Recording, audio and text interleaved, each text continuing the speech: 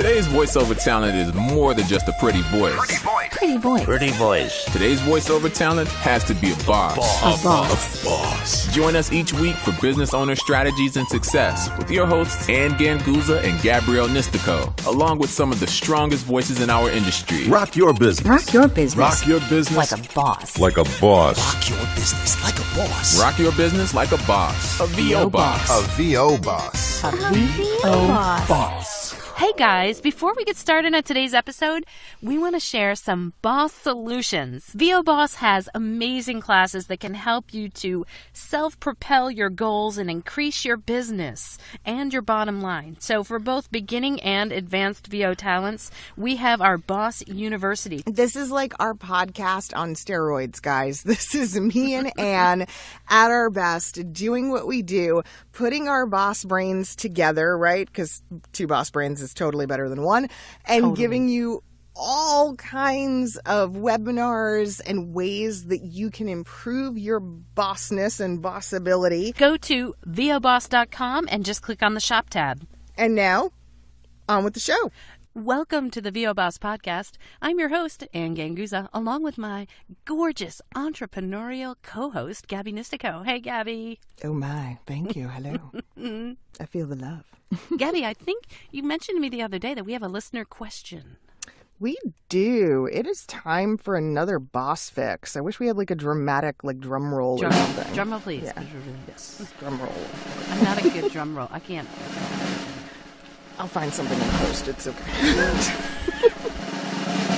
So this comes from our good buddy Dave Clark. Dave sent me this. He said, "Hey bosses, so I'm looking at Upwork for the first time ever and seeing rather mediocre talent making some pretty hefty money, upwards of 6 figures.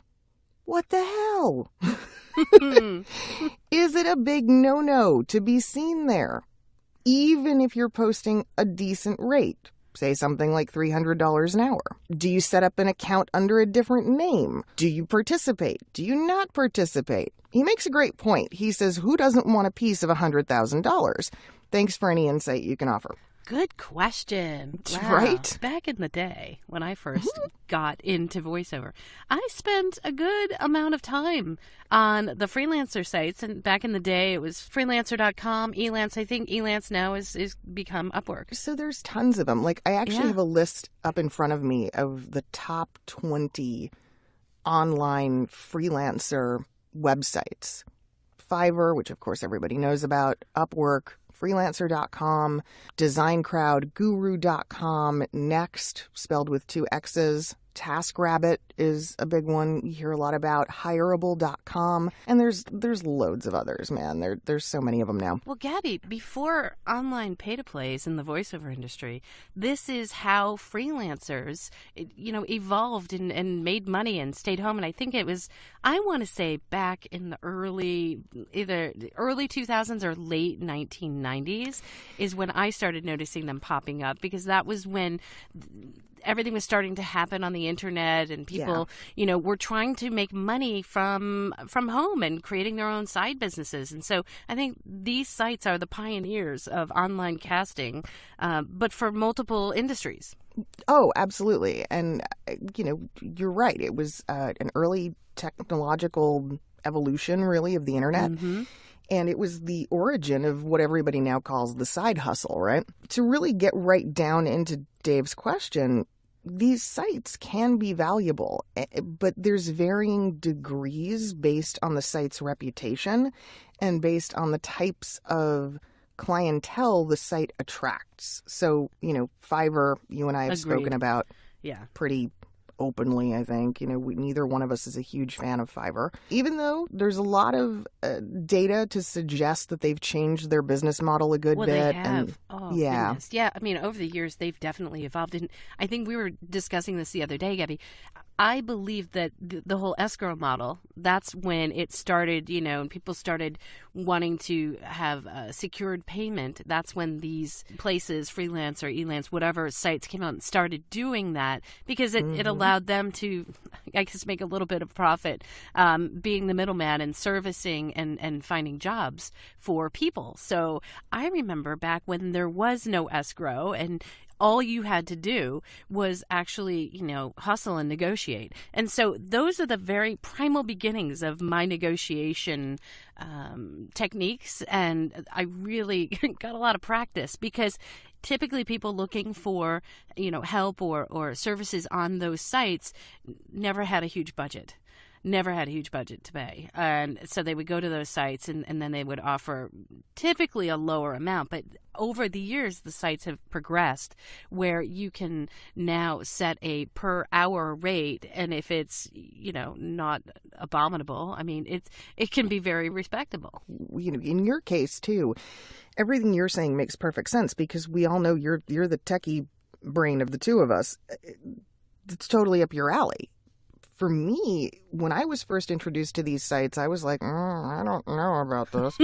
It was a little bit leery. I thought it was a little strange. I was kind of like, what is this, like Craigslist for freelancers? Yeah. We have to be careful. I think it really taught me to be street smart. Or internet smart, you know what I mean? In terms of being able to deal with potential clients and to not allow them to railroad me into, I only got $10. No, I'm not going to take that job.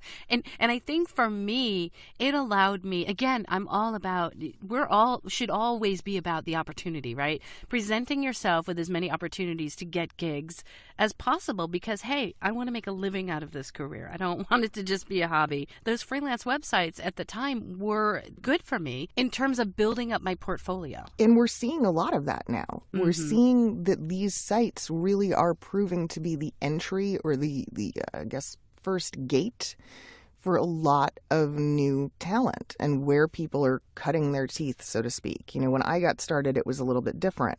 There were local market radio commercials, and there were a lot of message on hold and IVR types of work.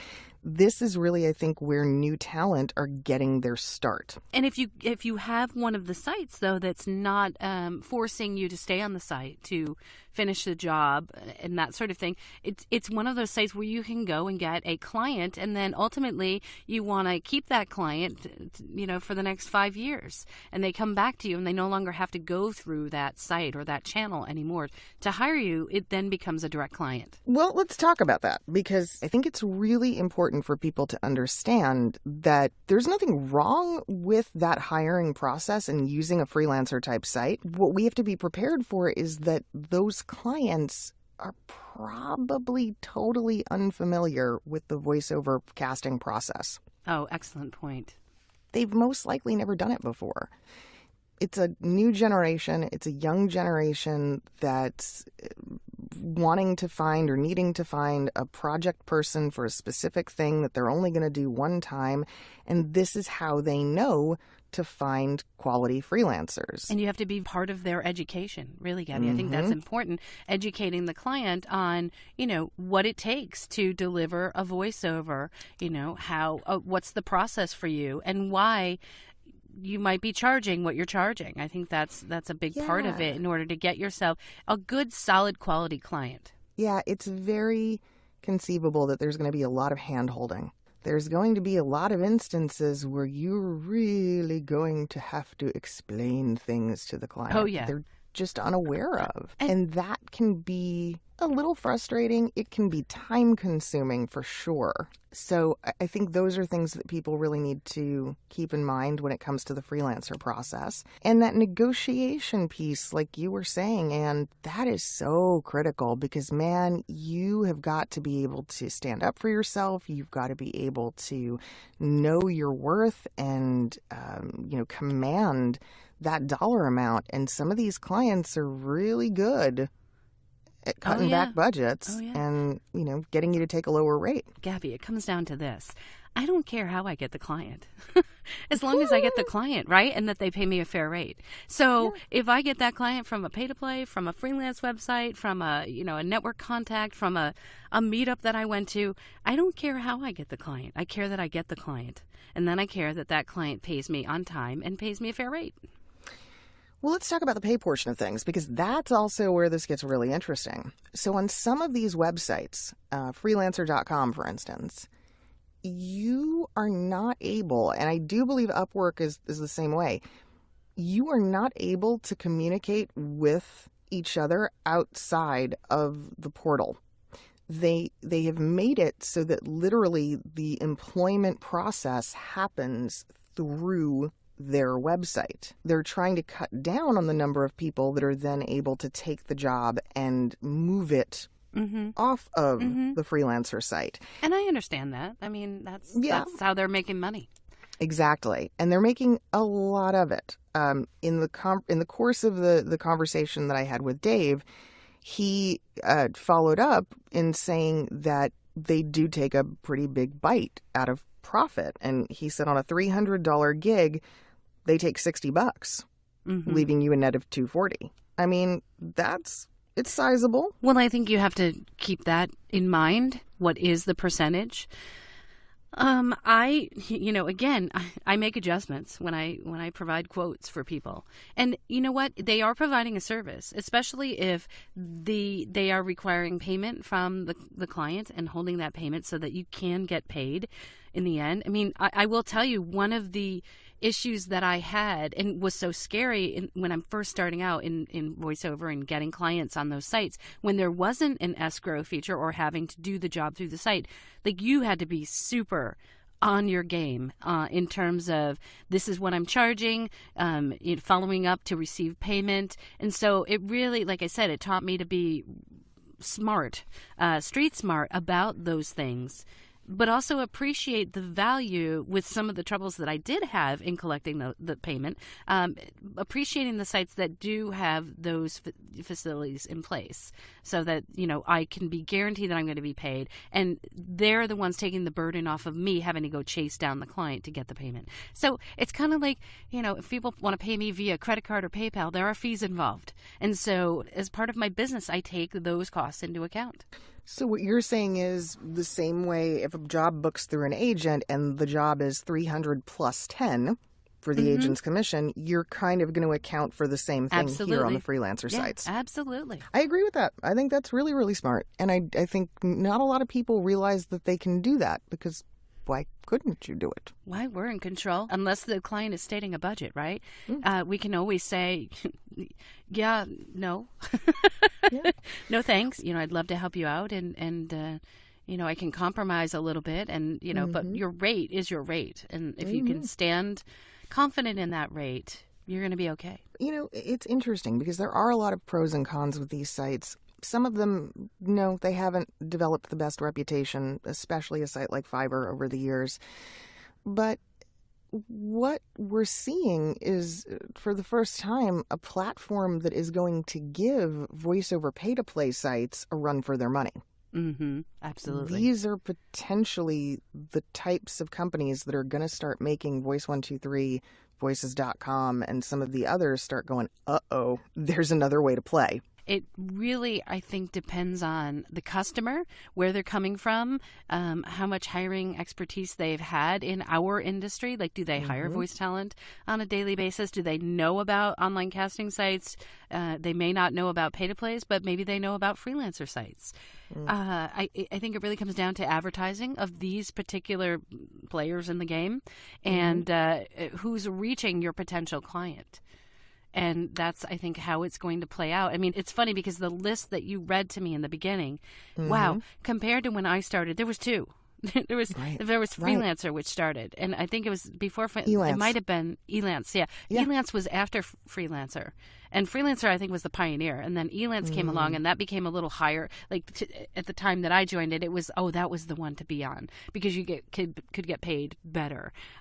Typically, you're the clients that gathered there that were looking for resources and talent, they paid better. So it really is. I think. When it comes down to it, would you be on that site? Like, and I know we talk about Fiverr all the time. So how are they branding themselves? Right? Is Elance a high, like a more elegant brand, or Fiverr absolutely brands itself as get your talent for cheap. And so how do you want Johns of everything? It's I mean, how do you, I think, affiliate yourself with those entities? Fiverr's going to go say, get a voiceover for $5, and that's how you want to present your brand, then you would get on board with that. I personally don't necessarily need the work from that perspective, right? I'm not going to put my brand in that path. So I will research who I'm going to, promote my services through. And if I align with that brand, then I have no problem. I have no problem being on Upwork if somebody's going to pay me a fair rate. I don't think, me personally, if you're asking, would I associate my brand with Fiverr? No. Just because they are so out there in the industry advertising themselves as somebody that has low prices. And that's what I don't want to associate my business with. Well, what you're talking about really is integrity. It's, absolutely. Yeah, it's lining yourself up in a way that you can be proud of what you're doing. Nobody wants to be associated with another party that they feel like they have to hide or not admit to for fear of ridicule or judgment coming from somewhere else in your industry. That's no good. Well, I do want to say one thing, though. About that. I think that we have to really step back and think about who's criticizing us, and does it matter for our business, right? So my business serves me. I'm not necessarily caring if other people in my industry are necessarily saying they're not my buyers, right? So sometimes you've got to kind of take it with a grain of salt. I'm not joining Fiverr because of my own integrity. It has nothing to do with somebody else saying that's a poor choice. It has to do with my integrity and my business decision as to whether that is a smart investment for me or not. And for me, I make that decision by myself. I'm not necessarily swayed by other people in my industry because they're not my buyers. You get the boss badge for the day, because that was just amazing. That was like the coolest thing I think I've ever heard you say, and I love you even more. Oh, thanks. Well, I love you too. Oh my gosh, you drew it out of me. But that is so yes, like hell yes. That's being a boss right there. That's amazing. You're like, I don't give a shit what the other people in the industry think of me. They're not my client. They're not the ones paying me. It's true. You've got to remember that, right? We all have to remember that. It's tough sometimes, though. Oh, God. Yeah, it's hard. So hard. That's our next podcast. It's hard, Gabby. This is so hard. Just saying. Well, in an industry where we all know each other and we're chummy and we're all, we're friends and there's so much interaction. Yeah, we tend to spend an awful lot of time worried about what the voice actor next to us absolutely is going to think about what we're doing. Yep. So let's just real quick talk about what Dave asked regarding an alias. What do you think? I mean, is there reason to use an alternate name on these sites so that you can separate yourself if you're concerned about that? Well, here's where I think the big glitch comes in, and that is you are a business, right? You are identified under a particular name. So if that's going to cause you accounting issues and tax issues in the end, what is that going to entail? You know, it could be a DBA, doing business as another name. And again, that could be something that's simple for you to set up. Other than that, I just know that the accounting nightmare that it is if you're not prepared for something like that. You know, I'm getting paid by my name of so-and-so or my business name of so-and-so. And so just, I think, have the logistics in place if you're going to do that. I don't really see a problem with that. You know, I mean, lots of us have multiple companies. Yeah. Right? No, it's a good call. I think you're right. I think you have to work out the logistics first and be prepared for it because, like I have a couple of agents who insist upon using aliases on their rosters, right? They won't let us use our real names because they don't want to compete, whatever. Sure. Fine. But it can be really hysterical when I'm in a session with a client directed and they call me by a name. Sue, can you please retake Yes, and I'm like, oh, me. Oh, hi. Sorry. Like, I have no... Like, oh, you're talking to me. Oh, okay. Yes, Sue, can you take that again from the top? Yeah, it's so crazy. Me? And then think and phone calls. Phone calls are really fun when that happens, right? Because you're How do you know doing if they're business spam or not? Yeah, like you pick up the phone and you're like, no, there's nobody here by that name. Oh, wait, there is. Hold on. Let me go get her. Let me. Yeah. So there's definitely a confusion factor that could exist, but it is a good way to build a little bit of separation or a wall between yourself and, again, what other people might think. Great question. Oh, my gosh. I had so much fun with that. Thank you, Dave. Totally. Anytime you guys want to send in questions or pick our brains via email or messenger or any of the social medias, reach out, and you, too, might be featured in an episode of VO Boss. I'd like to give a great, big, huge shout out of love to our sponsor, IPDTL. You too can be bosses and connect up with amazing quality and find out more at IPDTL.com. And for all things boss, please go to our website, voboss.com, plus Facebook, Twitter, iTunes, Stitcher, YouTube, Google Instagram. Play, Alexa. All Get of in them. the VO Boss pool. Get in it, damn it. Water's fine, people. Get it and swim. Yes. Like a boss. Thanks so much, guys. See you next week. Bye. Join us next week for another edition of VO Boss with your hosts, Ann Ganguza and Gabby Nistico. All rights reserved. Ann Ganguza voice talent in association with 3 Moon Media. Redistribution with permission. Coast-to-coast connectivity via IPDTL.